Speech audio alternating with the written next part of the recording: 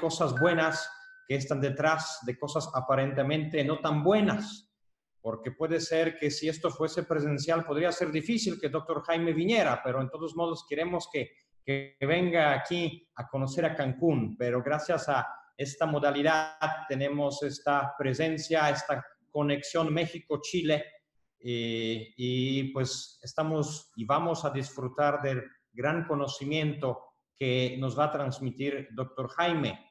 Como ustedes saben, Cátedra Prima es una actividad académica que ponemos por escuela, por facultad, al inicio de cada semestre. Y como dice la palabra, prima es lo que, pues es primero, lo que marca, lo que es primero es lo que marca lo que sigue después.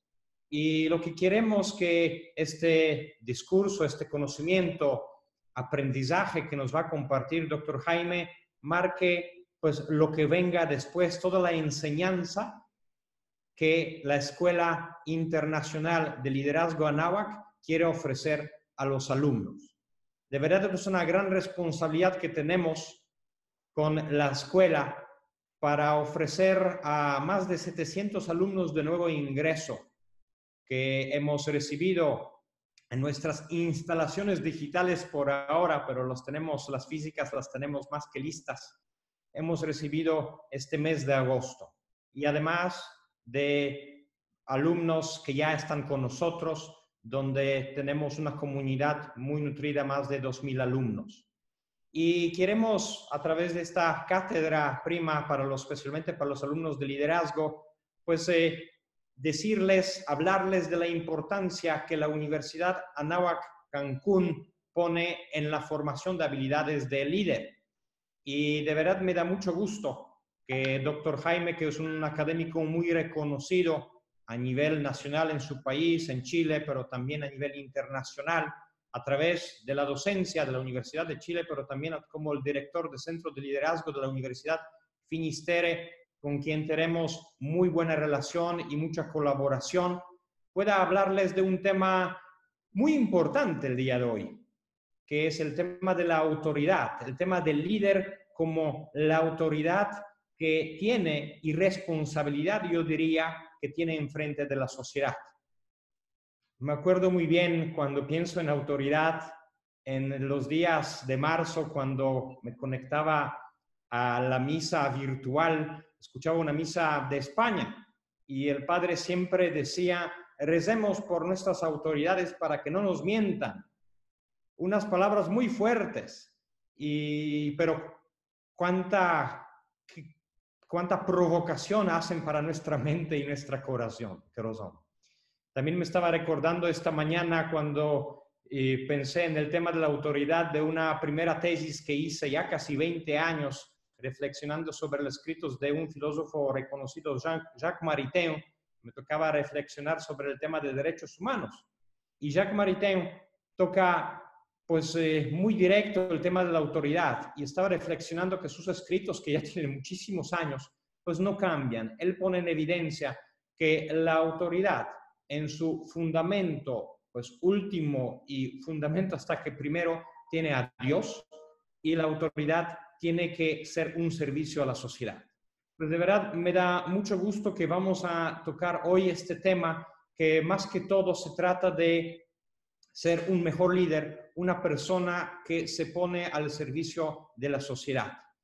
Doctor Jaime, de verdad me da mucho gusto que estamos fortaleciendo a través de esta cátedra prima esta relación entre ambas universidades, esta colaboración que tiene programas académicos sólidos por medio, como es nuestra maestría en liderazgo estratégico, como próximamente va a ser nuestro doctorado en innovación y liderazgo estratégico, también cursos de verano que estamos desarrollando en conjunto y estoy convencido que esta colaboración México-Chile va a ser de mucho beneficio para ambas universidades, pero también para gente en general que nos va a escuchar, se va a beneficiar de lo que les podemos ofrecer. De nuevo, queridos alumnos, docentes, les invito a aprovechar este evento que marca un inicio importante de este semestre. Y como lo he repetido en varios discursos, no es un semestre para guardarnos, para esperar a ver qué pasa. Yo considero, y la historia nos enseña mucho, que momentos difíciles son momentos propicios para crecer, para aprender y sembrar más. En la dificultad se crece más. Pues yo les invito a seguir con estas ganas, con estas estrategias de crecimiento y disfrutar y aprovechar lo que nuestra Universidad de Anáhuac Cancún, a través de los programas de liderazgo Anáhuac, tiene para ofrecerles. Aprovecho para agradecer a los directivos de la escuela, a maestro Antonio, a todos los coordinadores, a todos los docentes que están involucrados en este programa, y agradecerles que están tomando, como lo estamos tomando todos en la universidad, esta enseñanza en este semestre con mucha responsabilidad. Doctor Jaime, es su casa de manera virtual. Siéntese parte de nuestra universidad. Esperemos próximamente poder recibirte aquí físicamente, pero por lo menos por ahora, a través de este medio, le agradezco de nuevo por este espacio y por este tiempo. Muchas gracias, doctor Jaime. Muchas gracias, Tomás. Encantado de estar acá. Muchas gracias, maestro Bodgansky, por sus palabras. A continuación, me permito invitar al director de la Escuela Internacional de Liderazgo Anáhuac y de la División de Liderazgo y Humanidades Anáhuac Cancún para dar lectura a la semblanza de nuestro invitado especial. Muchas gracias, maestro Tomás, por estas palabras tan calurosas y tan cálidas de bienvenida hacia el doctor Jaime. Jaime, de nuevo, muchas gracias por aceptar esta invitación. Somos los más felices y entusiasmados con esta vinculación que hemos llevado adelante con la Universidad Finisterra desde hace ya bastante tiempo, casi 2 años, y creemos que será muy fructífera para todos en la difusión del conocimiento, el esfuerzo por la formación de líderes de acción positiva y, al final de cuentas, profundización de nuestra misión como instituciones educativas. Me voy a permitir ahora leer una breve semblanza del doctor Jaime Riquelme. Jaime es académico chileno, es doctor por el Instituto Gutiérrez Mellado de España en Paz y Seguridad Internacional. Es magíster en Administración de Empresas y magíster en Planeación y Gestión Estratégica. Ha cursado diversos diplomados en Ciencias Sociales, Políticas Públicas, Negocios Internacionales, Administración de Recursos, Evaluación de Proyectos y Docencia en Educación Superior. Ha sido miembro del Consejo de la Sociedad Civil del Ministerio de Defensa Nacional de Chile, presidiendo dicho consejo durante 4 años. Es fundador y director ejecutivo de la Fundación Centro de Estudios de Defensa y de la recientemente creada Fundación Estrategia País. Sirvió a su país durante 22 años en el Ejército. En la actualidad y desde hace 10 años, es escritor de libros y artículos académicos y de columnas de opinión en medios de prensa escrita y de radio. Es coinvestigador del país para el Global Leadership 2020, uno de los proyectos de investigación de liderazgo más importantes del mundo, liderado por Simon Fraser University en Canadá, y es revisor de artículos científicos para la revista interdisciplinaria argentina. En la actualidad es director del Centro de Liderazgo de la Universidad Finisterre y es profesor de liderazgo en la Facultad de Economía y Negocios de la Universidad de Chile.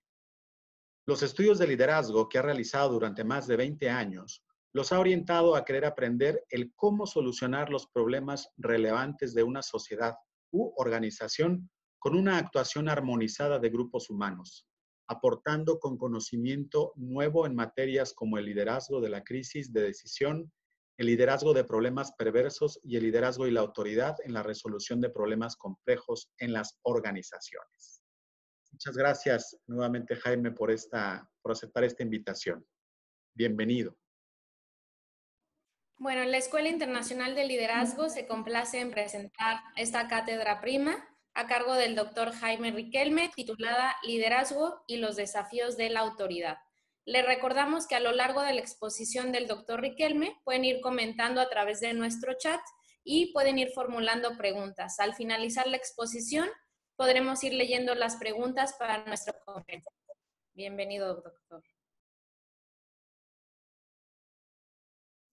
Muchas gracias. Vamos a compartir ahora la presentación, ¿ok?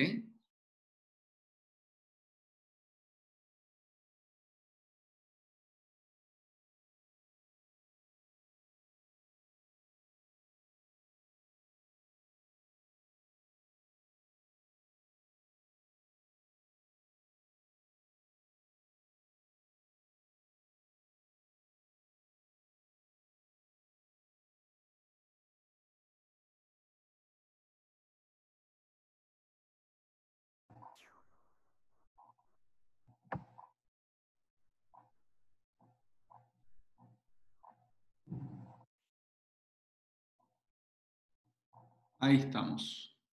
¿Se ve bien? ¿Sí? ¿Ven bien la presentación? Ya. Bueno, muchas gracias por la presentación. Para mí es muy grato poder enseñar el liderazgo en México, ¿ah?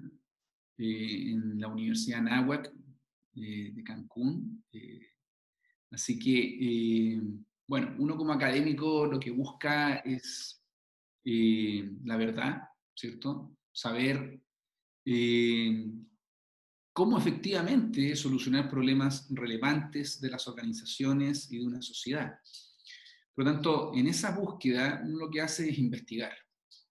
Y aquello que va descubriendo, aquello que va aprendiendo, lo trata de enseñar. O sea, y llevar, obviamente, estos aprendizajes a todas partes. Así que para mí, por eso es muy grato poder enseñarles a los jóvenes mexicanos, a todos quienes forman parte de esta universidad y a todos quienes están asistiendo de alguna u otra manera van a poder ver las grabaciones, ¿cierto?, de esta cátedra prima. Así que yo les agradezco el reconocimiento para haber sido invitado, digamos, a esta importante primera sesión del año, ¿ya? Así que el título de esta conferencia es el liderazgo y los desafíos de la autoridad, ¿ya? ¿Cuáles son los desafíos que tienen todas aquellas personas que de alguna u otra manera somos autoridad, ¿ya? Puede ser en una organización, ¿cierto?, como directores de una gran empresa, de una pequeña empresa, como padres de una familia, como profesores en un aula, ¿cierto? Cada vez que la sociedad reconoce a alguien cierto grado de autoridad, estamos siendo desafiados por la complejidad y por el entorno. Entonces, ese es el propósito de esta presentación, es comprender cuáles son los desafíos que tiene la autoridad en estos tiempos de mayor complejidad, ¿ya? Y cómo se puede ejercer un liderazgo más efectivo, ¿ya? Eso es lo que yo realmente estudio y desde hace muchos años ha sido el afán, ¿cierto?, de mis estudios de liderazgo. Vámonos entonces a la materia, ¿ya? ¿Qué es la autoridad? ¿Ya? La autoridad es una función fundacional, ¿ya? Es una función fundacional de las organizaciones, ¿ya?, que otorga legitimidad y derechos a aquellos que la ejercen. Por lo tanto, las personas, cuando ejercemos autoridad, tenemos atribuciones y las personas nos reconocen esas atribuciones. Y en la medida que dichas atribuciones las ejerzamos adecuadamente, las personas van a seguir reconociendo nuestra autoridad. Podremos tener un cargo formal, ser un profesor, ¿cierto?, que está reconocido con un poder legítimo, que tiene que ver con un contrato, con una norma interna dentro de una universidad. Podemos ser el gerente de una empresa, ¿ya?, el director de un proyecto, y eso es poder legítimo, y eso está reconocido por algún acuerdo, algún contrato, ¿cierto? Pero ¿qué es lo que es autoridad? Autoridad, ¿cierto?, finalmente es la legitimidad y los derechos que las personas nos reconocen en el ejercicio de dicha función o de un cargo, ¿ya? Estos derechos y esta legitimidad, ¿cierto?, permiten a la organización también mantener su estabilidad y continuidad en el tiempo. Por lo tanto, la autoridad es un concepto que está relacionado principalmente con la estabilidad y la continuidad en el tiempo de las organizaciones, de los proyectos, de la dirección de una institución, ¿ya? Es decir, si ustedes se dan cuenta, todos de alguna u otra manera ejercemos autoridad, ¿ya? Y va a depender de dónde estemos y lo que estemos haciendo, es quienes nos van a reconocer dicha autoridad. Ahora bien, ¿qué es el liderazgo? El liderazgo es el arte de resolver problemas relevantes con una actuación armonizada de grupos humanos. Esta definición es una definición que durante muchos años he ido construyendo con el aporte de mucha gente y que finalmente con Liliana Pedraja y Roberto Vega, ambos doctores también, investigadores especializados en liderazgo, logramos finalmente proponer, ¿ya?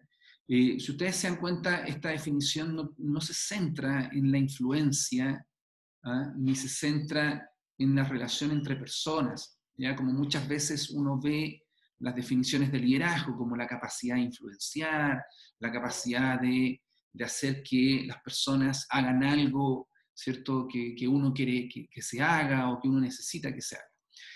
Más que centrarse en las relaciones y en la influencia, esta definición de liderazgo está centrada en la resolución de problemas relevantes, ¿ya?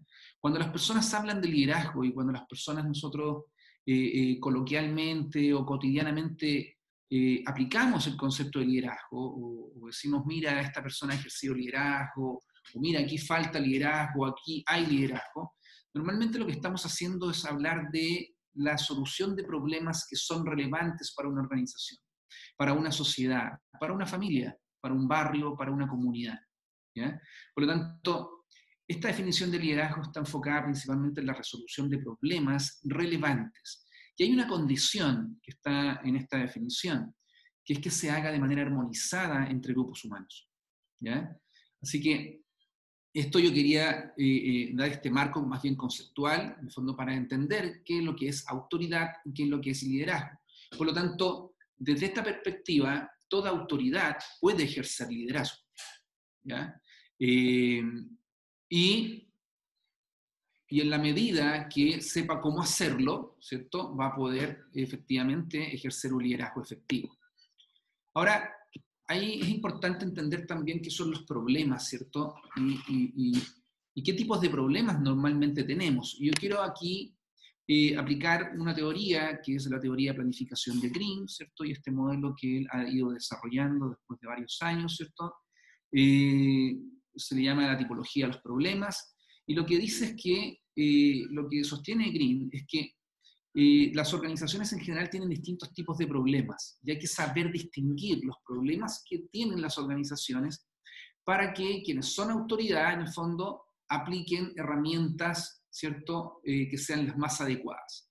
Existen más bien tres tipos de problemas: los problemas mansos, los problemas perversos y las crisis. Los problemas mansos son aquellos problemas que el conocimiento humano, la ciencia, la práctica, ha encontrado finalmente relaciones de causalidad. Es decir, que haciendo X cosa, vamos a lograr X, Y o tal efecto, ¿cierto? Es decir, vamos a atender a una causa y esa causa va a generar este efecto, y eso está demostrado científicamente. Entonces, cada vez que nosotros hacemos A y logramos que se produzca el efecto deseado, lo que estamos en el fondo solucionando es un problema manso, ¿ya? Por lo tanto, estos problemas son más bien lineales, ¿cierto? Y uno de este tipo de problemas puede lograr gestión, porque uno podría incluso generar una economía a escala, comprar tantas A como B queramos que ocurran, y si compramos 1000 A, vamos a obtener 1000 B. ¿Se fijan? Entonces, nosotros podemos generar eficiencias porque podríamos comprar 1.000.000 de A, y ese 1.000.000 de A vamos a tener un costo que va a ser mucho menor que si compráramos 1 o 2 A. ¿Se fijan? Entonces, si nosotros sabemos que vamos a tener o vamos a necesitar 1000 B, entonces tenemos que comprar 1000 A.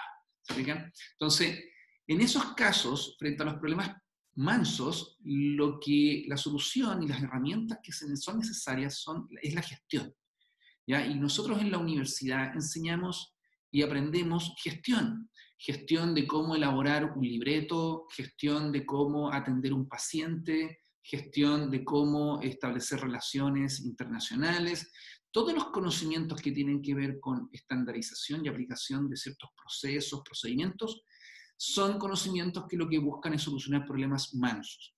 El problema está en que hay otro tipo de problemas también que no podemos establecer claramente la causa, ¿cierto? Y por lo tanto, nosotros tenemos un problema B, pero no sabemos si la A es lo que realmente va a solucionar el problema. Entonces, nosotros quisiéramos comprar miles de A, pero si compramos miles de A y aplicamos la A, la usamos, seguramente no vamos a tener los resultados y la B va a seguir siendo, ¿cierto?, un deseable, inalcanzable. Entonces, existen también problemas que no es fácil y que el conocimiento humano y la práctica humana no ha permitido lograr, ¿cierto?, establecer causas.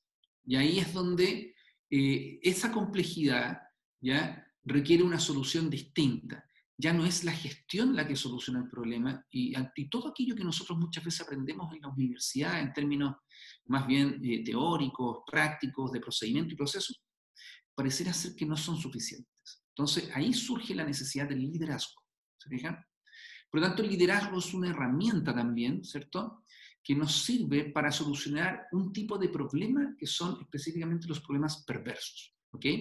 Que son aquellos en los que no podemos claramente identificar una causalidad, porque simplemente no se ha descubierto la manera de hacerlo, ¿cierto? O está en permanente discusión, ¿ya?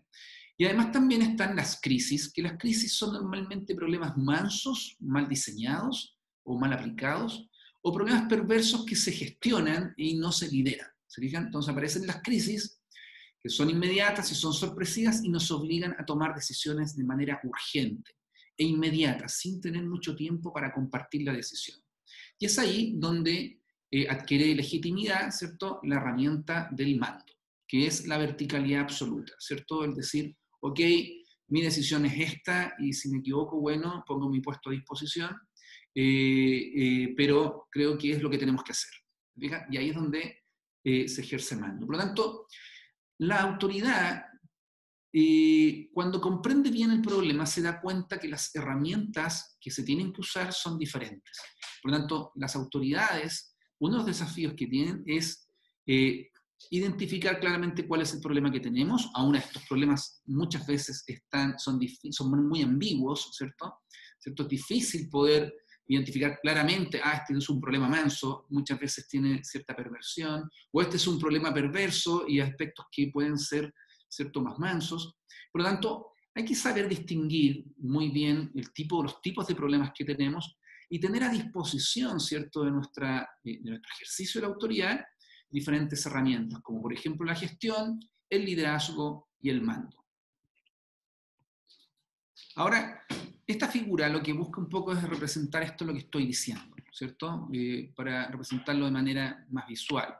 Fíjense que en las crisis, ¿cierto? Si vemos la figura, el circulito blanco podríamos decir que es la autoridad, y los circulitos negros son quienes nos reconocen la autoridad, las personas que reconocen la autoridad. Entonces, si ustedes ven la distancia que hay entre el círculo blanco y los círculos negros en el caso de una crisis, es mucho mayor, ¿cierto? Y ahí es donde se ejerce el mando. Pero frente a los problemas mansos, la distancia es menor, nos acercamos, ¿cierto? ¿Por qué? Porque se necesita, ¿cierto?, de varios expertos, de varias disciplinas. Entonces, los problemas mansos requieren de conocimiento y ese conocimiento muchas veces es necesario que sea interdisciplinario, donde varias personas pongan a disposición diferentes conocimientos y pueda diseñarse un proceso que dé solución de manera integral a un problema. Por lo tanto, la gestión requiere, ¿cierto?, de una mayor cercanía, ¿cierto?, de la autoridad y de quienes reconocen la autoridad en el ámbito, ¿cierto?, del conocimiento y de la disciplina o de la interdisciplina. Y además también está el liderazgo propiamente tal, donde ya la autoridad tiene que estar junto a los colaboradores, a quienes reconocen la autoridad, porque se reconoce que los problemas perversos, en el fondo, todos sabemos algo del problema y todos ignoramos algo del problema. Por lo tanto, quienes viven el problema son quienes mejor pueden solucionarlo. Por lo tanto, la autoridad tiene que estar muy cercana a quienes efectivamente tienen el problema y lo están viviendo, ¿ya? Y no lejana, ¿se fija, no? O sea, en la medida que los problemas son perversos, la autoridad tiene que estar muy cercana a quienes reconocen su autoridad, ¿ya? Entonces, si nos damos cuenta, tenemos entonces que el liderazgo requiere de mayor horizontalidad, es decir, de mayor participación de las personas en la toma de decisiones. Sin embargo, el mando, ¿cierto?, y la gestión reconocen, ¿cierto?, y se necesita quizás mayor dirección, mayor verticalidad, ¿cierto?, y mayor responsabilidad de tener que tomar una decisión, ¿cierto?, y asumir el riesgo del cargo que se tiene y de la autoridad que se le es reconocida. Además, también es importante considerar que, y esto se los presento aplicando, ¿cierto?, la teoría del liderazgo transformacional y transaccional, y principalmente lo que se conoce como el modelo de liderazgo de rango completo, que tiene que ver con que el liderazgo transformacional no da buenos resultados, o sus mejores resultados no se logran si no se aplica junto al liderazgo transaccional. Es decir, el liderazgo transformacional, que es un tipo de liderazgo que nos hace transformar las organizaciones, adecuarlas a los nuevos tiempos, adaptarlas, se tiene que sustentar y sus mejores resultados se obtienen cuando se sustenta en el liderazgo transaccional, que tiene que ver con un liderazgo más centrado en la operación presente, en la actualidad y en los resultados más cercanos. Entonces, esta teoría del liderazgo transformacional y transaccional, ¿cierto?, en la actualidad, lo que se sostiene es que ambos estilos tienen que ir juntos. Entonces, cuando somos autoridad, tenemos que tener la capacidad de transformar la organización, pero al mismo tiempo de conservarla, ¿ya?, de darle estabilidad, pero no transformarla, ¿cierto?, o sea, no mantenerla como una estructura rígida e inamovible, porque posiblemente vamos en algún momento a perder vigencia y finalmente eso de querer mantener tal cual todo como está, podría ser que incluso se pierda la estabilidad de la organización por no haber tenido la capacidad de adaptarla y de mantener su vigencia en el tiempo. Entonces, fíjense que los estudios que se realizan en términos de liderazgo y autoridad demuestran que el liderazgo transformacional y el transaccional van juntos, pero se puede además también, ejerciendo estos liderazgos, se puede además hacer participar a las personas o no. Entonces, los estudios que se realizan en términos de cuándo hacer participar a las personas en la toma de decisiones, por ejemplo, cuando queremos generar una estructura horizontal frente a los problemas perversos, que les comentaba anteriormente, ¿cuándo se va a lograr un liderazgo efectivo? Y cuándo simplemente no se puede hacer participar y tenemos que simplemente ejercer un liderazgo más bien directivo e incluso ejercer mando directamente y decir, ok, esto lo vamos a hacer así. Fíjense que los estudios que se realizan demuestran que según la duración de la operación, es decir, si voy a ser autoridad o si soy autoridad por una larga cantidad de años, que podrían ser varios años, mientras más tiempo pase, más participativo ha de ser el liderazgo que tengo que ejercer, ¿ya?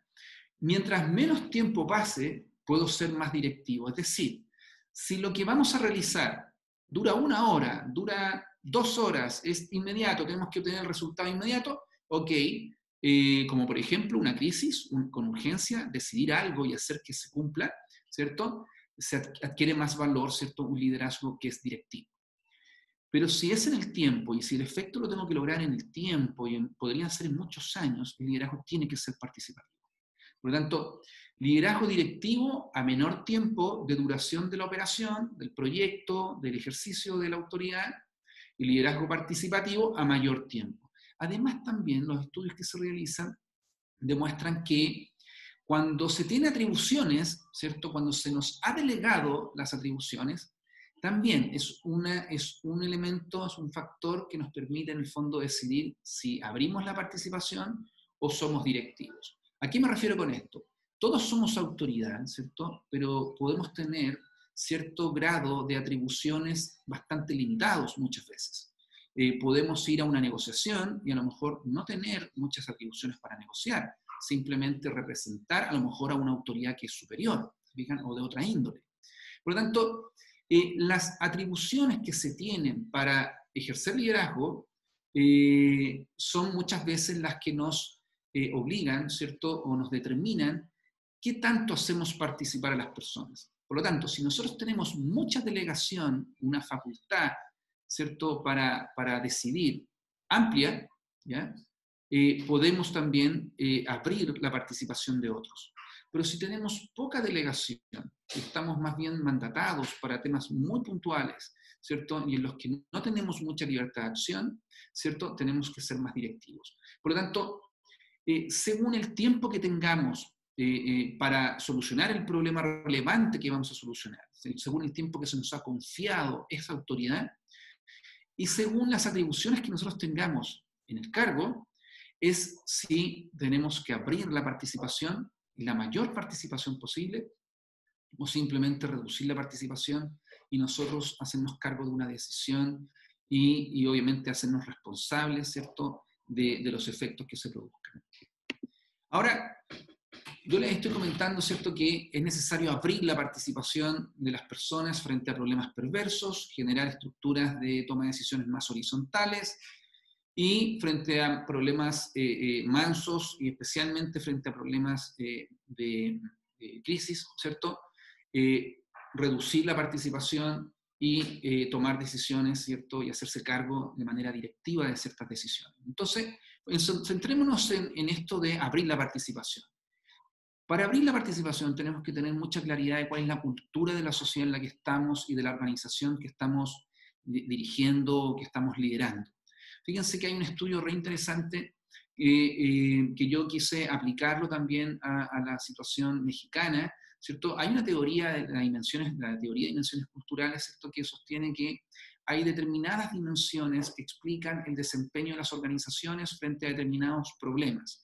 Por ejemplo, hay dimensiones culturales como el colectivismo y el individualismo, la distancia de poder y la evitación de incertidumbre que explican de cierta forma cómo se solucionan los problemas en las organizaciones y en la sociedad.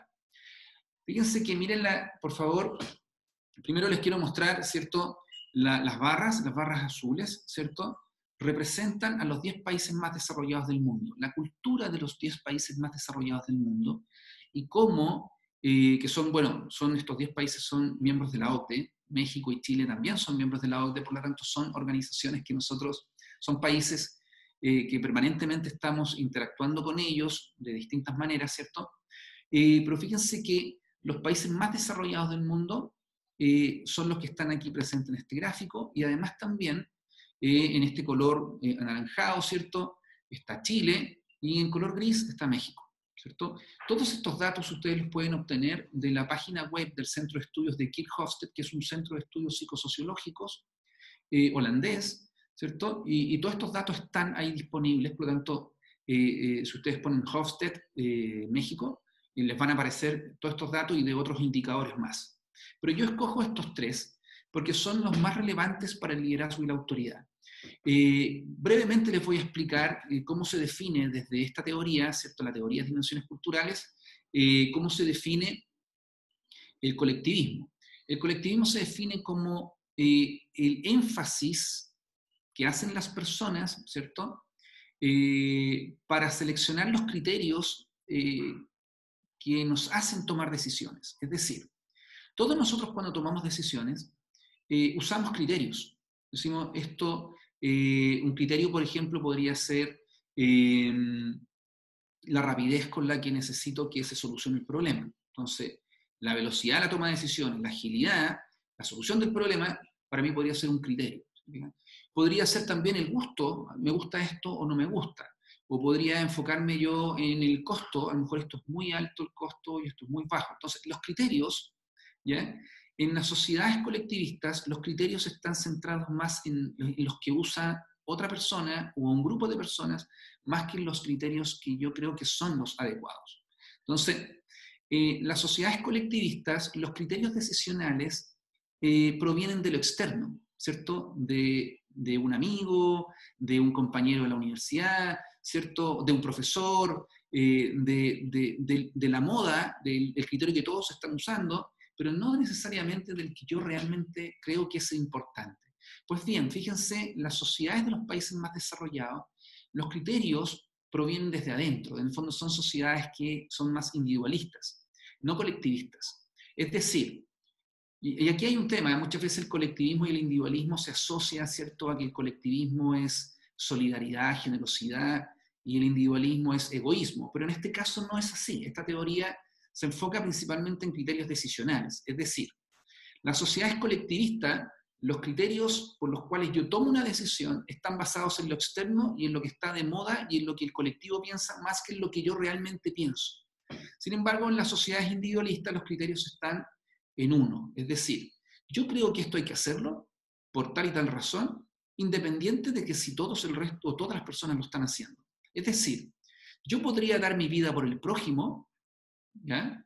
Y ser individualista si es que todo el resto está en desacuerdo con que lo haga. ¿Te fijas? O sea, una persona podría decir, mira, yo estoy estudiando medicina y quiero ir a Médicos Sin Frontera y atender a niños que están en Siria, ¿cierto? Y corro el riesgo de morir, y a lo mejor los padres de ese estudiante de medicina o los amigos dicen, oye, te volviste loco, pero ¿cómo vas a ir a una zona donde hay guerra?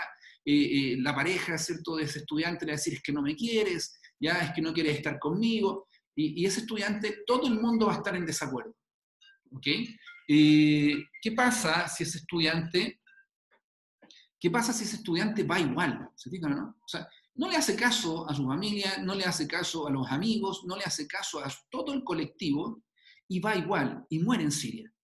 Cae una bomba en un hospital, y ese joven médico muere. Ese joven murió siendo individualista y murió por el prójimo. ¿Se fijan? Por lo tanto, el colectivismo no tiene que ver necesariamente con solidaridad, ni el individualismo tiene que ver con egoísmo. Tiene que ver con los criterios decisionales. ¿Dónde están alojados los criterios decisionales? Fíjense que en los países más desarrollados del mundo los criterios decisionales están alojados en el individuo, y en Chile y en México, ¿cierto?, están alojados en el colectivo. Es decir, las personas hacen las cosas o lo que está haciendo el resto de las personas, no realmente lo que ellos creen que hay que hacer. El otro indicador es la distancia de poder, que tiene que ver con la resignación que tienen las personas por las diferencias de poder que hay en la sociedad. Este indicador lo que representa es que las personas en las sociedades, por ejemplo, como la chilena o la mexicana, las personas, nosotros hacemos las cosas y decidimos lo que decidimos fuertemente determinados por la autoridad. Es decir, yo hago lo que estoy haciendo porque alguien a quien yo admiro y respeto lo está haciendo, pero no necesariamente porque yo considero que hay que hacer. ¿No? Entonces, en las sociedades de los países más desarrollados, la autoridad está presente, es respetada, pero no necesariamente voy a hacer algo porque la autoridad lo considera adecuado. Por lo tanto, de ahí surge, ¿cierto?, esta fuerza de innovación, de transformar, de hacer cosas nuevas, de crear, de hacer investigación, porque necesariamente yo voy a hacer lo que estimo que hay que hacer por la sociedad, o por la tecnología, o por la ciencia, independiente de que si la autoridad o quien reconozco como autoridad está de acuerdo o piensa que es lo adecuado. ¿Se fijan? Los países más desarrollados del mundo son sociedades horizontales, y en este caso Chile y México son sociedades verticales. ¿Ya? La evitación de incertidumbre se define como todo aquello que hace una sociedad, una organización, para tener el control de aquello que es incontrolable. Es decir, La evitación de incertidumbre explica por qué sociedades como la chilena, ¿cierto? Específicamente, por ejemplo, y las sociedades de alta evitación de incertidumbre son sociedades donde hay poca innovación, son sociedades donde hay poca investigación científica, son sociedades donde hay poco respeto a la propiedad intelectual. La gente como que dice, bueno, ¿para qué voy a inventar algo nuevo si están haciendo esto? Copiémoslo, ¿no? Copiemos lo que están haciendo aquí al lado. Entonces, en las sociedades de alta evitación de incertidumbre, ¿cierto?, se producen bajos niveles de desarrollo tecnológico, de innovación, de creatividad, ¿cierto? Y en las sociedades de baja evitación de incertidumbre es donde hay mucha creación de conocimiento, investigación científica, vanguardia, y en las sociedades, en el fondo, están, ¿cierto?, permanentemente buscando nuevas formas de hacer las cosas, ¿ya? Fíjense, las sociedades de países más desarrollados tienen un nivel medio, ¿cierto?, de evitación de incertidumbre, y Chile y México tienen altos niveles de evitación de incertidumbre. ¿Qué significa esto? Entonces, que cuando nosotros hacemos participar a nuestros colaboradores en esto de querer solucionar problemas perversos, ¿cierto?, y querer efectivamente que estos problemas muchas veces relevantes se solucionen, tenemos que saber y tenemos que entender que nuestros colaboradores, la gente que nos reconoce la autoridad, el colectivismo es alto, por lo tanto, tenemos que saber que según lo que muchos piensan, es muy probable que la colaboración, ¿cierto?, en la toma de decisiones o las opiniones van a estar fuertemente influenciadas por lo que otros piensan. Entonces, es importante que cuando ejercemos liderazgo y hacemos participar a las personas, tratar de rescatar lo que realmente la persona piensa y no lo que la persona va a decir en función de lo que el colectivo podría pensar. Por lo tanto, muchas veces la manera que nosotros nos podríamos aproximar a nuestros colaboradores es quizá a lo mejor en forma privada. Hola, ¿cómo estás? ¿Qué piensas tú con respecto a esto?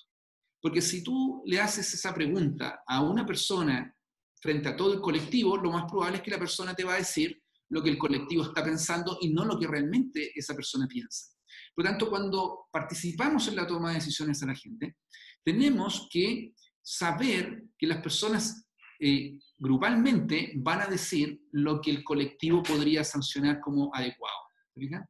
Lo otro es que, como somos una sociedad de alta distancia de poder, nosotros no es adecuado que quienes somos autoridad demos primero la alternativa de solución. Tenemos tal problema, yo creo que tenemos que hacer esto, ¿qué piensan ustedes? Lo más probable es que nuestros colaboradores van a pensar algo muy parecido a lo nuestro, porque la distancia de poder que en nuestras sociedades es alta, hace que estas personas prefieran decirnos lo que nosotros estamos esperando que nos digan. ¿Fíjate? Entonces, cuando tomamos decisiones de manera horizontal, de manera colectiva, no tenemos que dar a conocer nuestra opinión al respecto, sino que seguramente, y más adecuado, hacerlo al final. Finalmente, con respecto a la evitación de incertidumbre, ¿qué podemos hacer nosotros con la evitación de incertidumbre? Tratar de promover que las personas se arriesguen a crear ideas nuevas, a buscar, a salir de la caja, ¿cierto? Y decir, oye, pero ok, estamos haciendo esto, siempre lo hemos hecho, podemos hacerlo distinto, podemos crear algo nuevo, ¿ya? Pero al mismo tiempo darle mucha información a las personas en esto de hacerlos mirar a cosas diferentes, tener también que darles certeza en aquello que se está haciendo. Es decir, vamos a arriesgarnos a hacer algo nuevo, pero ojo, es importante que tengamos tranquilidad de que vamos a seguir trabajando en esto, es importante para nosotros que ustedes sigan colaborando. Si nosotros queremos que la gente piense algo distinto y se abra y se arriesgue a cosas nuevas, tenemos que generarles certezas. Porque si no les generamos certezas, lo más probable es que las personas se opongan finalmente a las transformaciones y a las mejoras que queremos hacer dentro de una organización.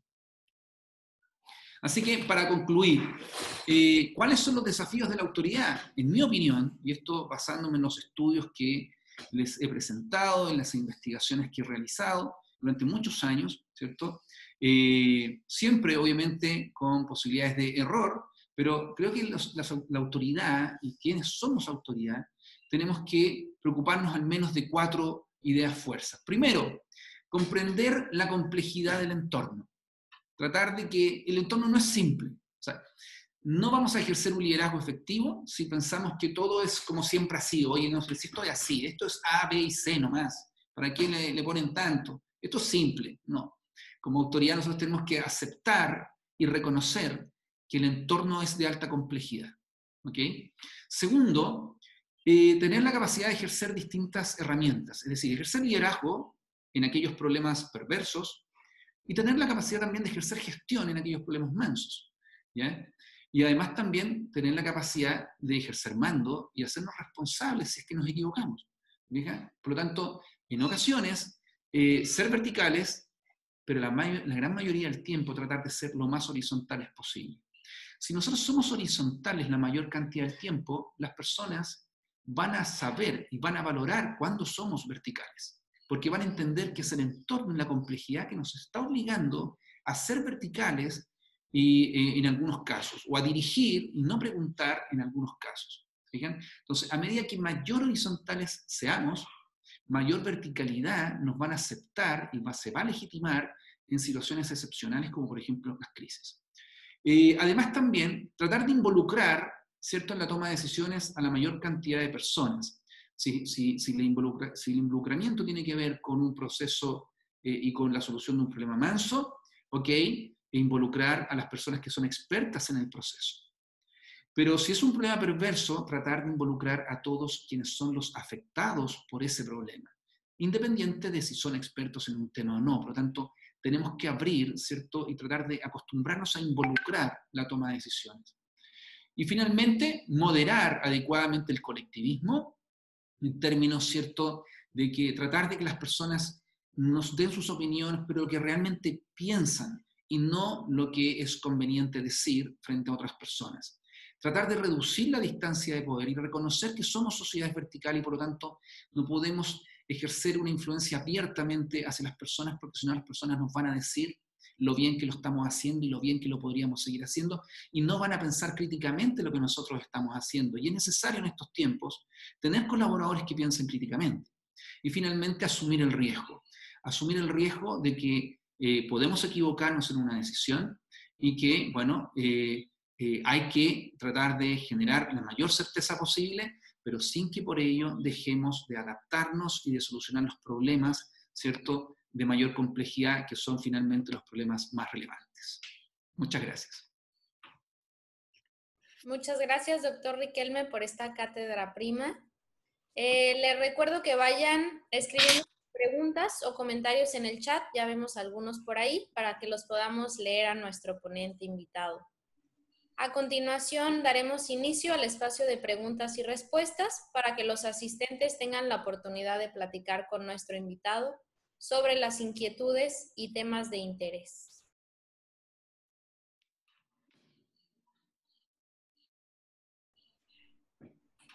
Bueno, les voy a leer la primera pregunta para el doctor Jaime Riquelme. Nos pregunta Daisy Martínez, ¿por qué las crisis se solucionan con el mando? Bueno, porque las crisis, a ver, crisis significa decisión. Etimológicamente, crisis significa decisión. Y las crisis tienen que ver con aquellas decisiones, principalmente que tienen que ver con la supervivencia de las organizaciones. ¿Fija? Entonces, cuando una organización está en crisis, quiere decir que de una decisión podría gatillarse la supervivencia o no de una organización. Eso es una crisis. Lo que pasa es que muchas veces la gente piensa que todo es crisis, o cualquier complejidad o cualquier problema relevante que pueda haber es una crisis. No. Una crisis, técnicamente una crisis, es aquel momento, ¿cierto?, en que está en juego la supervivencia de una organización. La supervivencia, por ejemplo, de una relación de pareja, cuando se habla de una crisis matrimonial, está en juego, ¿cierto?, si el matrimonio sigue o no. Cuando hablamos de una crisis existencial, está en juego la vida de la persona. Por lo tanto, una crisis no es un problema cualquiera. Por lo tanto, cuando se habla de que en crisis el mando, ¿cierto?, es la herramienta que da solución, tiene que ver porque generalmente las crisis lo que traen aparejado, ¿cierto?, es un gran temor, es una gran una gran incertidumbre de lo que pueda pasar. Y muchas veces las crisis vienen acompañadas de manera de sorpresa, es decir, ocurren cuando no se tenía previsto que ocurriera, y además también se exige una decisión inmediata. Por lo tanto, cada minuto que pasa, si no se toma una decisión, se arriesga, ¿cierto?, que finalmente la organización pierda su estabilidad y deje de existir. Por lo tanto, la autoridad tiene que muchas veces tomar una decisión porque el tiempo para compartir la decisión no está. ¿Fijas? Entonces, ¿por qué las crisis implican el ejercicio del mando? Porque muchas veces las decisiones tienen que tomarse. Yo te invito a pensar, a imaginarte, por ejemplo, que tú vas con un niño pequeño de 5 años caminando por la calle y el niño va caminando sin de la mano, digamos, de nadie, ¿cierto? Entonces, el niño va mirando su teléfono o va mirando una vitrina, lo que sea, y va a cruzar una calle. Y viene un camión, ¿te fijas? Entonces, ahí hay una crisis. Entonces, tú al niño no le vas a preguntar si quiere detenerse. No le vas a preguntar si ve en riesgo su vida. Simplemente al niño vas a tomarlo del brazo y lo vas a echar para atrás. Posiblemente lo vas a lesionar, pero vas a asegurar que siga existiendo. Entonces, ese es un ejemplo, digamos, de qué es lo que es una crisis y por qué el mando es la herramienta que mejor solución da a esa crisis. Ahora, muchas veces nosotros cometemos el error de llamarle crisis a problemas que son perversos. Y ejercer mando cuando tenemos problemas perversos. Ahí es un gran error. Lo que hay que ejercer es liderazgo y, por lo tanto, hacer participar a las personas para solucionar ese problema que es perverso. ¿Mm? Gracias, doctor. La siguiente pregunta de Josué dice que no le quedó clara la diferencia entre distancia de poder y evitación de incertidumbre. Si nos pudiera explicar un poquito más, por favor. Ok. La distancia de poder es el indicador de la verticalidad. La distancia de poder es, como dije anteriormente, la resignación que tenemos las personas por las diferencias de poder que hay. Es decir, esta persona puede, por ejemplo, puede reprobarme un curso, el profesor puede reprobarme el curso, y yo podría aprobarlo, pero estoy condicionado finalmente a la calificación que él me dé. ¿Te fijas? Entonces, ¿qué pasa si hay un profesor que es autoritario? O, por ejemplo, muchas veces nosotros hemos tenido experiencias, ¿cierto?, de profesores que, le caigo mal al profesor, no le agrado al profesor. ¿Deja? Entonces, en una sociedad vertical, por ejemplo, el profesor, por yo querer caerle bien, yo voy a responder en la prueba lo que el profesor me dijo en la clase, tal cual. Incluso voy a grabarlo y voy a responder exactamente lo que él dice, pero no realmente lo que yo he aprendido. ¿No? Porque yo podría haber leído otro paper, podría haber leído otro libro y podría juntar lo que este profesor me dijo y a lo mejor encontrar una respuesta que va más allá incluso de lo que él me dijo. ¿No? Entonces, cuando en la sociedad hay verticalidad, las personas tienden un poco a dar respuesta de lo que la autoridad ha propuesto o podría considerar adecuado, y no lo que realmente uno cree que hay que hacer. La evitación de incertidumbre tiene que ver más que nada con esta necesidad que tenemos las personas de evitar que ocurran cosas que no están bajo nuestro control. ¿Te fijas? Entonces, bueno, de hecho, la evitación de incertidumbre, en mi opinión, es una de quizás las causas que podrían explicar la alta distancia de poder y el colectivismo en una sociedad. Ahora, esta teoría de dimensiones culturales no ha generado, ¿cierto?, relaciones entre un indicador y otro. O sea, pero los estudios que yo he realizado y la interpretación que doy de la información y todo, a mí me hace pensar que producto de la alta evitación de incertidumbre, las personas tienden a dar mucha distancia de poder o aceptar mucha diferencia de poder en la sociedad. Es decir, como no tengo control de lo que va a ocurrir, voy y le pregunto a mi profesor. Como no tengo control de lo que va a ocurrir, voy y le pregunto a mi papá y hago lo que él me dice. ¿Fija? Entonces, esa es la diferencia que hay entre distancia de poder e evitación de incertidumbre. Muchas gracias. La siguiente pregunta de Cristian Hernández dice, ¿nos puede dar consejos para sacar del colectivismo a los miembros de un grupo y que no tengan límites para expresar su opinión o su creer? Wow, es complicado eso porque, bueno, es un tema cultural, ¿ya? Yo en realidad, yo creo que en el fondo a las personas hay que enseñarles a dialogar, ¿ya? Y establecer métodos de diálogo que sean diálogos efectivos. Yo he estudiado la manera cómo se toman decisiones de manera colectiva, y esa es una de las líneas de investigación que desarrollo con otros investigadores. Y claro, lo que se puede hacer es moderar, ¿cierto?, la cultura, pero no necesariamente hacer que esto cambie y que la gente a partir de ahora no sea más colectivista. Ahora, se puede, a través de metodologías, se puede moderar. Entonces, por ejemplo, lo que les comentaba anteriormente, una forma quizás de inhibir el colectivismo es hacer preguntas en forma privada, ¿cierto? Que las personas puedan darte su opinión en forma privada. Ahora, también se le puede enseñar a la gente lo importante que es que existan criterios individuales. ¿Por qué es importante que existan criterios individuales? Porque eso le da riqueza a la toma de decisiones y le da una mayor sensibilidad a la comprensión del problema y una mayor creatividad al tratamiento y la solución. Fíjense que si nosotros no usamos criterios individuales para tomar decisiones o para trabajar y aportar una toma de decisiones, estamos reduciendo la creatividad a la toma de decisiones y le estamos quitando sensibilidad a la comprensión del problema.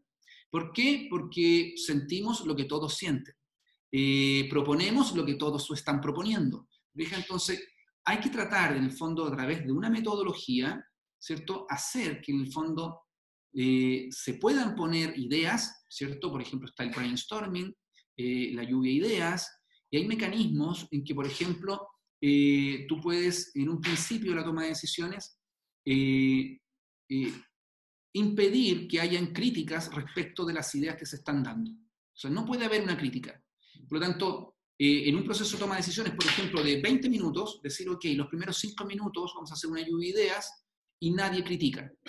Por lo tanto, la lluvia de ideas, como somos sociedad colectivista, la lluvia de ideas va a ser en un papel. Anoten en un papel, por favor, la idea, la que ustedes realmente creen que tenemos que decidir. Y se reúnen, ¿cierto? Y posteriormente se leen y nadie sabe quién dio esa idea. Eso, por ejemplo, podría evitar el colectivismo, ¿te fijas? Y después anotan esas ideas en la pizarra y luego se abre la crítica y dice, ok, ahora critiquemos las ideas que hay, apliquemos racionalidad y vayamos, ¿cierto?, restando aquellas ideas que son poco factibles, que son, ¿cierto?, o muy costosas o que no van a dar ninguna solución. Por tanto, yo creo que a través de la metodología, o sea, hay que generar métodos para hacer que pueda prevalecerse criterios individuales de las personas en los procesos de toma de decisiones. Muchas gracias, doctor. La siguiente pregunta sería, ¿cuál sería un ejemplo de problema perverso o de problemas perversos? ¡Wow! Son muchos los ejemplos.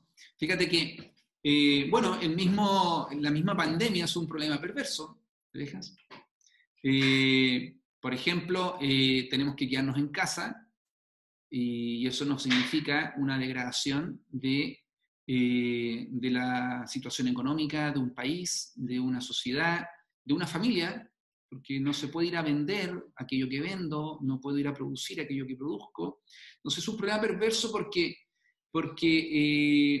nosotros no tenemos la solución, no es automática. ¿Ya? Fíjate que hay muchos países que han tomado determinadas decisiones y formas de hacerlo y les ha ido bien, a otros les ha ido mal. Hay algunos que han hecho lo mismo que hizo el otro país, que les fue bien y les fue mal igual. Entonces, por ejemplo, la pandemia es un problema perverso.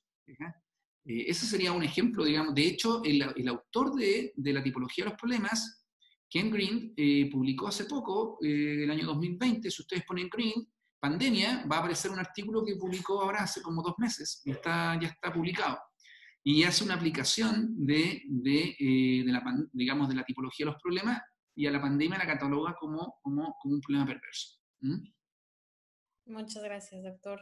La siguiente pregunta sería la diferencia entre el liderazgo transformacional y transaccional. Ya, bueno, el liderazgo transformacional y transaccional son dos estilos de liderazgo que forman parte de una teoría que es la teoría del liderazgo transformacional, así se llama. ¿Ya? O sea, por lo tanto, uno de los estilos es el que le da el nombre a la teoría, ¿cierto? La teoría del liderazgo transformacional es una de las teorías que tiene mayor cantidad de estudios y mayor validación científica. La diferencia que hay entre el liderazgo transformacional y el transaccional, ambos estilos de liderazgo de la misma teoría, es que el liderazgo transformacional es un estilo de liderazgo que está más orientado a los problemas futuros de una organización. ¿Ya? Entonces, desde los problemas que vienen, nosotros tenemos que hacernos cargo, tenemos que prepararnos para esos problemas y por lo tanto tenemos que transformarnos. ¿Te fijas, no?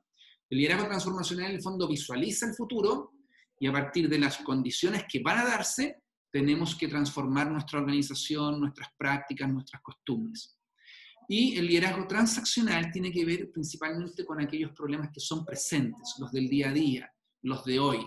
Entonces, antes, de hecho, los mismos autores de esta teoría, Bernard Bass, pensaba que el liderazgo transformacional y transaccional eran opuestos.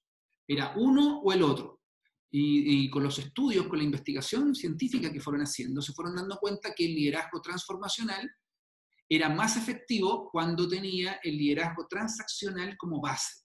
Es decir, los líderes que logran conservar las organizaciones, mantenerlas vigentes en el tiempo, solucionando problemas de hoy y preparándose para los del futuro, son aquellos líderes que tienen la habilidad de transformar y al mismo tiempo de dar estabilidad a la organización. Entonces, no son solamente aquellos que están preocupados del presente y el futuro no me hablen del futuro, o preocupados del futuro y hacen, destruyen lo que está ocurriendo en el presente, lo desestabilizan, sino que aquellos líderes que logran una mezcla adecuada entre transformación y transacción, es decir, de transformación o cambio, ¿cierto? Y de conservación y estabilidad. Eso principalmente. Muchas gracias, doctor. Marco, desde Santiago de Chile, te manda un cordial saludo y pregunta, bueno, dice, profesor, ¿nos podría explicar cómo influye para un líder la conformación de su equipo más cercano y las ventajas que éste tenga diversidad en su composición, tanto en experiencia, edades, género? Ya, bueno, a ver, la conformación de los equipos, ¿cierto? La teoría del liderazgo, lo que nos ha enseñado, lo que nos puede enseñar, ¿cierto? Es que los equipos, mientras más heterogéneos, son más efectivos. Es decir, cuando nosotros queremos conformar un equipo, por ejemplo, un equipo, hagamos cuenta que somos una autoridad, somos gerentes de una compañía, o somos profesores, ¿cierto?, en un proyecto académico, en una investigación, en un proyecto, ¿cierto?, de liderazgo para estudiantes, y tenemos que elegir al grupo con el que vamos a trabajar más cercanamente. Muchas veces lo que nosotros hacemos, sobre todo en sociedades latinoamericanas, buscamos a la persona que conocemos, ¿cierto? ¿Por qué? Porque le tenemos confianza y eso lo hacemos para evitar la incertidumbre, ¿se fijan? Sociedades de alta evitación de incertidumbre. Entonces, más que buscar al competente o al más calificado, tendemos siempre a buscar al que conocemos o a la persona que más certeza nos da. Entonces, en esto de ser sociedades de alta evitación de incertidumbre, muchas veces caemos en el error de elegir a personas homogéneas, personas parecidas a mí o personas parecidas a las que, con quienes he tenido buena experiencia. Pero en realidad los estudios demuestran que a mayor heterogeneidad, mayor efectividad. Es decir, los equipos más efectivos son aquellos equipos que son diversos en términos de género, por ejemplo, que hay hombres y mujeres. Incluso yo les puedo preguntar a ustedes, ¿qué grupo es más efectivo? ¿Qué equipo es más efectivo? ¿Un equipo de mujeres o un equipo de hombres? Muchos van a decir, no, las mujeres somos más efectivas, no, los hombres somos más efectivos. Mentira. ¿cierto? Los equipos más efectivos son aquellos que son mixtos, son aquellos que hombres y mujeres juntos dentro del equipo. ¿Quiénes son más efectivos? ¿Los equipos donde hay puros viejos, gente de gran experiencia? ¿O los equipos donde hay puros jóvenes? No, a los jóvenes hay que hacerle caso hoy en día, ellos tienen la verdad, los viejos no sabemos nada. No, fíjense que los estudios demuestran de que la mayor efectividad está en aquellos equipos mixtos donde se reúnen viejos, ¿cierto? Gente de mucha experiencia y jóvenes de alta calificación académica. De hecho, así los estudios lo demuestran. Personas jóvenes que tienen hartos estudios, maestría, doctorado, que tú los reúnes a personas de mayor edad, cuarentones, cincuentones, sesentones, ¿cierto? Como se dice, pero que tengan mucha experiencia, aunque no tengan doctorado y no tengan maestría, pero que tengan mucha experiencia. Entonces, la mezcla de jóvenes de alta calificación y de gente de avanzada edad de alta experiencia, los equipos son de alta calificación. ¿Ya? Y lo otro también es lo que está demostrado también en estudios científicos, es la alta heterogeneidad geográfica, personas que pertenecen a distintas zonas del país o del mundo. Por ejemplo, las empresas multinacionales, los equipos que mejor resultados obtienen son aquellos equipos que están conformados por gente de los países donde estas empresas operan. ¿Bien? Entonces, más que sea, no, aquí vamos a tener pura gente de México, no, vamos a tener solamente gente de Chile. Ok, no, tiene que haber un equipo que sea chilenos, mexicanos, ¿cierto? Y de los países donde se está operando. Entonces, eso tiene que ver con por lo tanto, para concluir esta respuesta, si tú tienes que elegir un equipo, trata de elegir un equipo lo más heterogéneo posible, ¿ya?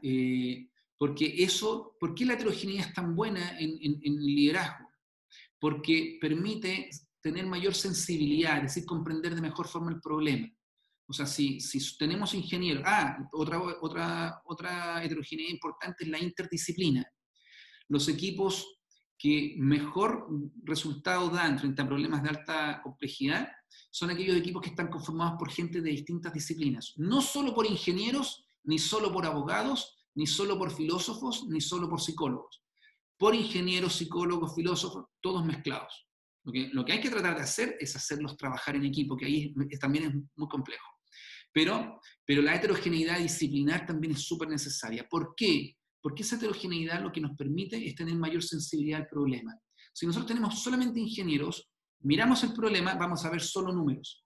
Si tenemos solamente literatos, miramos el problema, vamos a ver puras palabras. Entonces, si tenemos literatos e ingenieros juntos dentro de un equipo, vamos a ver números y vamos a ver palabras. Muchas gracias, doctor. Continuamos con las siguientes preguntas. Adriana Ibarra nos pregunta, en esta situación actual de pandemia, ¿cuál es la mejor solución por esta situación que estamos? Wow. No, yo no tengo la mejor solución. No la tengo, definitivamente. Pero sí, lo que si nosotros quisiéramos aplicar, ¿cierto?, el liderazgo, es que en el fondo los gobiernos, ¿cierto?, de los países, las autoridades sanitarias, intenten, ¿cierto?, de hacer partícipe a mucha gente que no necesariamente sea calificada en temas de salud, sino que se vea afectada por los problemas que la pandemia les está produciendo. Entonces, como los problemas son perversos, la teoría de Green, de esta planificación, ¿cierto? Lo que se recomienda es que finalmente se traten de solucionar considerando dentro de los procesos decisionales, ¿cierto?, a personas que están siendo afectadas por el problema y no necesariamente aquellos que son expertos en la solución, ¿cierto?, de aquellos efectos que genera el problema. Así que eso, yo creo que más que nada que las autoridades sanitarias abran más la toma de decisiones y hagan participar a gente que no necesariamente son expertos en temas de salud pública. Muchísimas gracias. La siguiente pregunta, ¿considera usted la no existencia de un líder un problema? La no existencia de un líder un problema. A ver, lo que pasa es que aquí...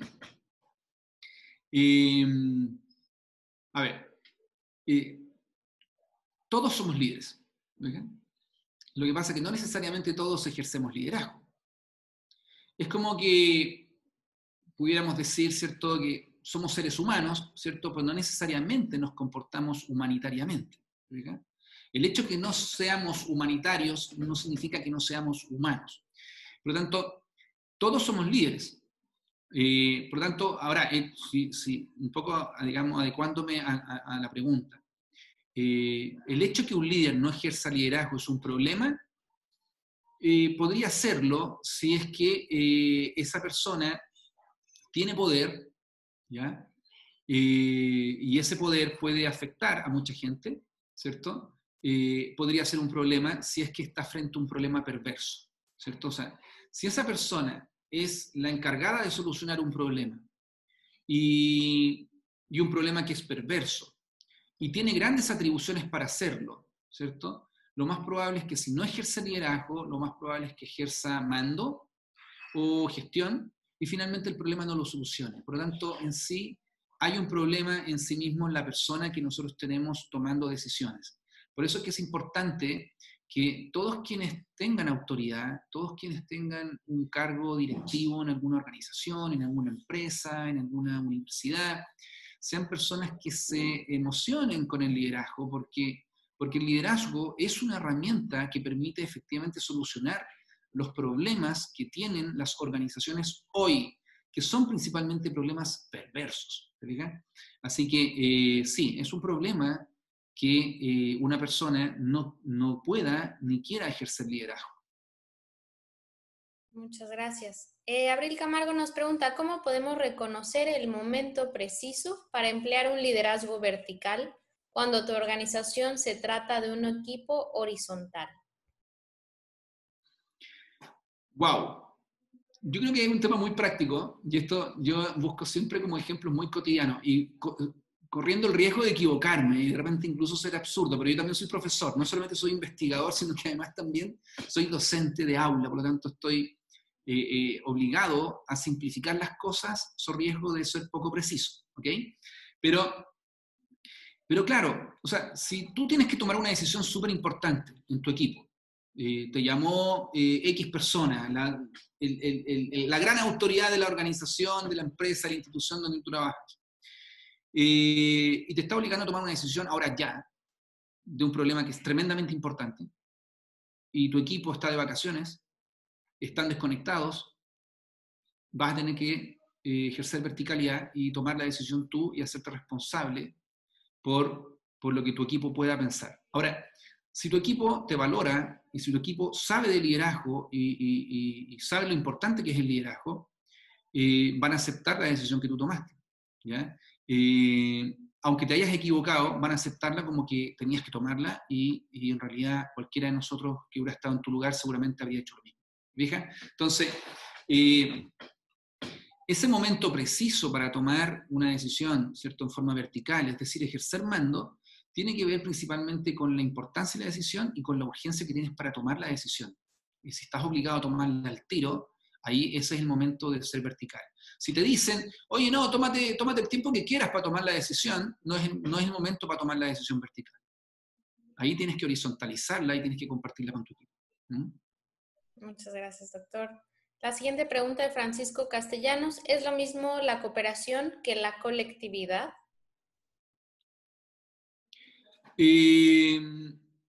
A ver, no es lo mismo porque la cooperación significa operar juntos, ¿ya? Significa operar juntos. Por lo tanto, significa estar trabajando, ¿cierto?, por un mismo objetivo, ¿ya?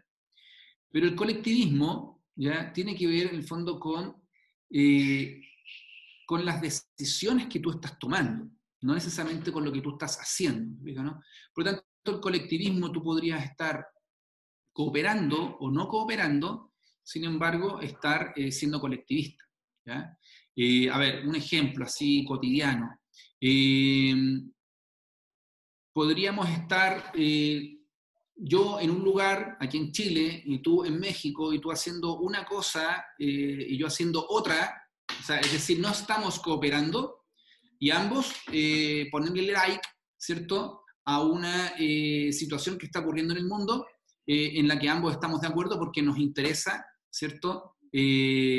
Seguramente tenemos el mismo valor y queremos, o tú respondiste primero y yo vi lo que tú respondiste y yo respondo lo mismo que tú porque me caes bien y porque somos amigos. Entonces ahí yo estoy siendo colectivista, pero sin embargo no estamos cooperando. ¿Se fijan?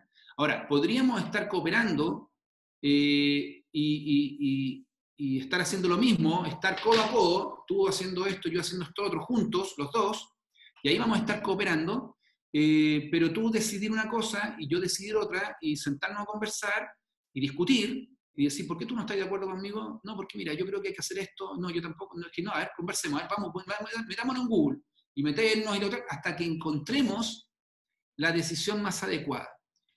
Si nosotros discutimos y debatimos, no estando de acuerdo en lo que cada uno piensa y usando distintos criterios de decisión, nosotros podríamos estar operando y no siendo colectivistas, sino que siendo individualistas, porque finalmente la decisión que tomamos fue la decisión más adecuada, no necesariamente la que tú creías inicialmente o la que yo creía inicialmente.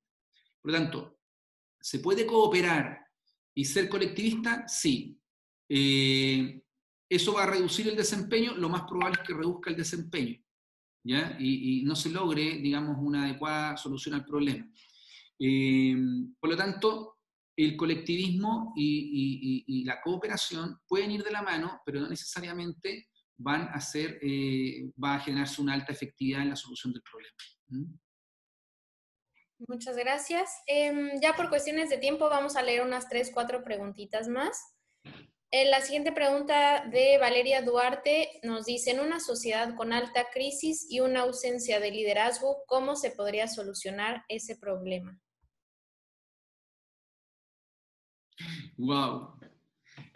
A ver, una sociedad con alta crisis, o sea, una sociedad en crisis y con ausencia de liderazgo.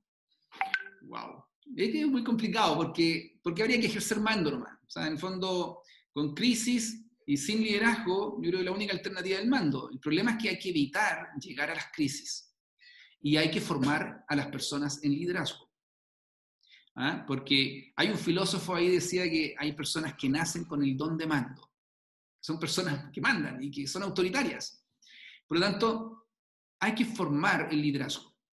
Porque si no formamos el liderazgo en las personas, vamos a dejar que muchas veces la naturaleza del mando y el autoritarismo se privilegie y finalmente una sociedad se mantenga permanentemente en crisis, ¿cierto? Porque alguien toma el poder y se hace del poder y actúa en forma autoritaria, ¿ya? Por lo tanto, ¿qué es lo que haría yo en esos casos? Formaría el liderazgo en todas partes, en las escuelas de primaria, de secundaria, en la universidad, en todos lados hablaría y enseñaría el liderazgo. Y la importancia, en el fondo, de ser capaces de solucionar problemas relevantes, pero de manera armonizada, sin autoritarismo y sin descalificaciones. Muchas gracias. Las últimas 2 preguntas.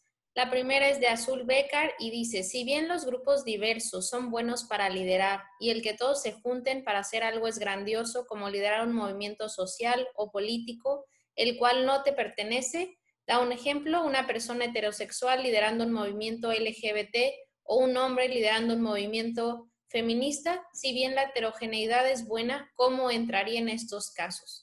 Ya que estos movimientos, sean sociales, culturales, son solo para un tipo de persona o para un género. O sea, bueno, hay movimientos que promueven un valor, ¿cierto? Y exigen determinadas conductas. ¿Fíjate? Entonces, efectivamente, la heterogeneidad sigue siendo necesaria, ¿ya? Independiente del modelo, digamos, del valor que se esté promoviendo, de la conducta que se esté promoviendo. Pero bueno, si no se valora, ¿cierto?, en estos movimientos, se corre el riesgo finalmente que pierdan su sustento o la sostenibilidad en el tiempo y después terminen siendo de altos y bajos y estén de moda, así. O sea, si un movimiento, digamos, quiere permanecer en el tiempo, tiene que tratar de ser lo más heterogéneo posible, porque la heterogeneidad como dije anteriormente, ¿cierto?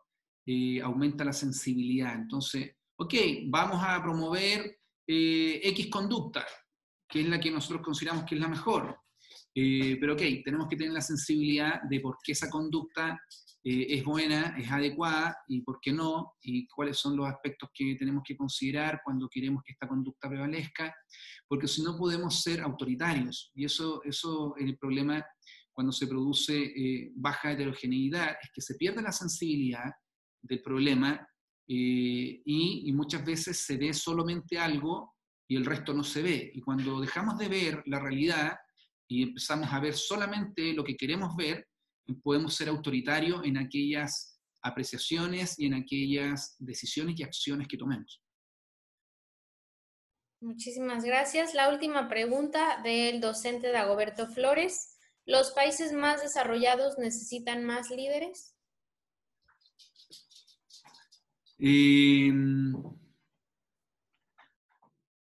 Yo creo que, a ver, los países más desarrollados, ¿cierto? Desarrollados según qué. O sea, claro, hay países que son desarrollados económicamente y países que son desarrollados socialmente, por ejemplo. Entonces, claro, por ejemplo, las sociedades latinoamericanas son sociedades que no han alcanzado ciertos niveles de desarrollo económico y social elevado, ¿cierto? Yo creo que, claro, mientras más desafíos hayan para lograr una mejor sociedad, quizás más liderazgo se necesita. Por lo tanto, yo diría que los países que son menos desarrollados necesitarían quizás más liderazgo todavía que aquellos países que son más desarrollados, porque hay más desafíos en el fondo para mejorar los problemas de la sociedad. ¿Mm? Pues muchísimas gracias, doctor. Gracias a todos por sus preguntas. Y bueno, a continuación me permito invitar al maestro Aldrete para hacer lectura del reconocimiento al doctor Jaime por esta cátedra prima. Muchas gracias, maestra Rajkumari. Doctor Jaime, muchas gracias por esta exposición. De verdad ha sido un placer y un gusto compartir ideas y externar estos pensamientos que nos hacen reflexionar a todos de una manera mucho más profunda en esta gran responsabilidad que tenemos como personas y a partir de nuestras instituciones que comparten tanto esta pasión por la formación de liderazgos y por la construcción de realidades que respondan mejor a los retos que sufren nuestras sociedades actualmente y qué mejor manera que hacerlo en una vinculación internacional. Me voy a permitir ahora leer el reconocimiento que estamos enviando ahora hasta su correo electrónico. La Universidad Anáhuac Cancún, International School of Leadership Anáhuac, Cancún, Quintana Roo, 26 de agosto del 2020. Otorgamos el presente reconocimiento al doctor Jaime Riquelme por su ponencia en la cátedra prima de la Escuela Internacional de Liderazgo Anáhuac, Liderazgo y los desafíos de la autoridad, con la firma de la coordinadora académica de la Escuela Internacional de Liderazgo Anáhuac, licenciada Rajkumari Siperovich, nuestro vicerrector académico, el maestro Tomás Bogdansky, un servidor como director de la División de Liderazgo y Humanidades y de la Escuela Internacional de Liderazgo Anáhuac, y por supuesto con la avalación de nuestro rector, el padre Jesús Quirce, que es un gran impulsor y promotor del liderazgo en esta universidad a nivel internacional. Muchas gracias. Muchas gracias también a ustedes. Felicidades, Para finalizar este evento, agradecemos a todos, a los alumnos, a los docentes, a nuestras autoridades y en especial al doctor Riquelme por esta cátedra y pues por el honor de habernos compartido su conocimiento y darnos este tiempo. Muchas gracias. Antes de finalizar, les pedimos que pongan sus cámaras todos para una fotografía del recuerdo. Igual vamos a quitar la presentación para que tengamos todas las pantallas presentes.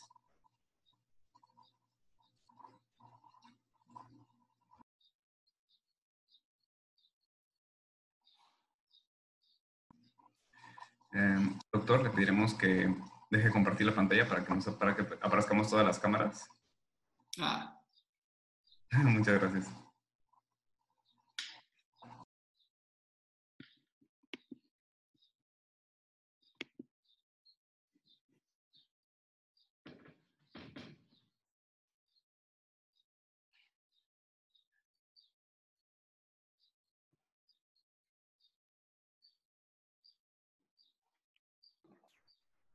Tu micrófono está apagado, Mike.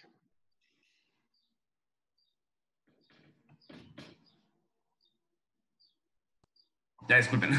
Ahora sí. Solamente faltan unas cuantas cámaras más. Creo que ya están casi todos. Perfecto. Entonces, la primera foto. 1, 2, 3. Perfecto, ya quedó. Una pantalla, que son 7 pantallas diferentes. Ahí va. 1. Perfecto. Vamos con la tercera pantalla. 1, 2, 3.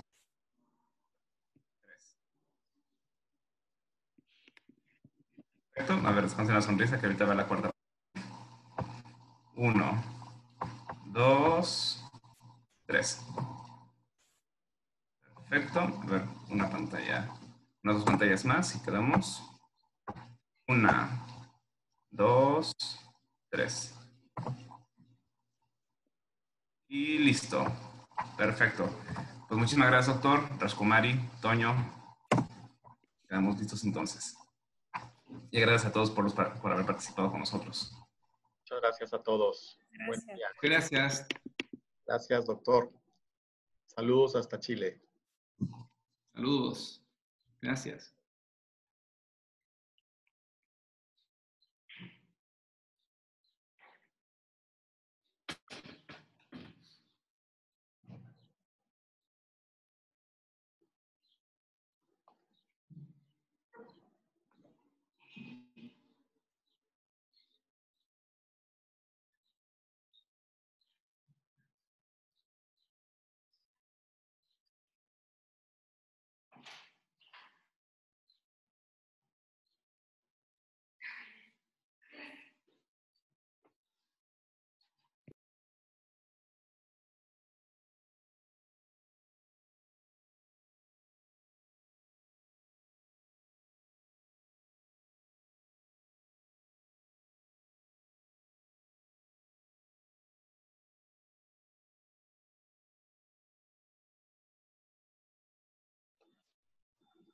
Jaime, muchísimas gracias por todo. No sé si quieres hacer alguna observación final. Yo creo que fue una gran conferencia. La verdad es que vi muchísimo interés. Alcanzamos a casi en un momento, en el mayor momento de la conferencia, casi a 220 personas, más lo que podamos ahora alcanzar a través de la retransmisión en Facebook. Lo haremos a través de 2 páginas de la universidad, pero bueno, yo creo que fue un gran evento que nos ayudó mucho para iniciar el año con temas de profundidad, la reflexión sobre el liderazgo. Ya, pues, no, muchas gracias, Antonio Rajkumari y José Miguel. Así que, de verdad, muchas gracias. Fue muy agradable. Me sentí súper bien, en realidad. Y también todo muy oportuno, el PowerPoint que me llegaron, ¿cierto? Toda la coordinación también que es para que esto ocurra también. Muchas veces a los expositores nos afecta cuando hay descoordinación. Entonces, en este caso fue muy agradable y todo salió de manera muy armonizada. Así que les agradezco de verdad a todos. ¿Ya? Muchas gracias, Antonio, por la invitación y la confianza de, en el fondo, entregarse a lo que yo hubiera dicho también. ¿Ah? Pero No, al contrario. espero haber dicho lo que ustedes estaban también esperando escuchar. ¿Ah? Y fue una gran conferencia. El vicerrector se tuvo que salir un momento antes, pero me dijo que que compartía mucho tus pensamientos y las propuestas pues la verdad es que sí son de alguna manera innovadoras y que profundizan muchos conceptos que son muy relevantes para el ejercicio del liderazgo en unas situaciones como las que vivimos actualmente, que es un mundo pues completamente líquido y completamente lleno de incertidumbre y de disrupción constante. Entonces creo que es muy relevante la reflexión y nos ayuda mucho, ¿no? Para los equipos de trabajo. Y también me subo aquí públicamente a agradecer a Raj y a José Miguel todo el apoyo y por supuesto para que esto haya sido un éxito también de todos nuestros profesores que allí estuvieron en la Escuela Internacional de Liderazgo y a nuestros alumnos. Así que muchas gracias. Ya, muchas gracias. Nos vemos entonces. Ya, que estén muy bien. Estamos en contacto. Igualmente, Jaime, nos vemos. Cuídense mucho, Toño y Rash. Gracias, Toño. Bye.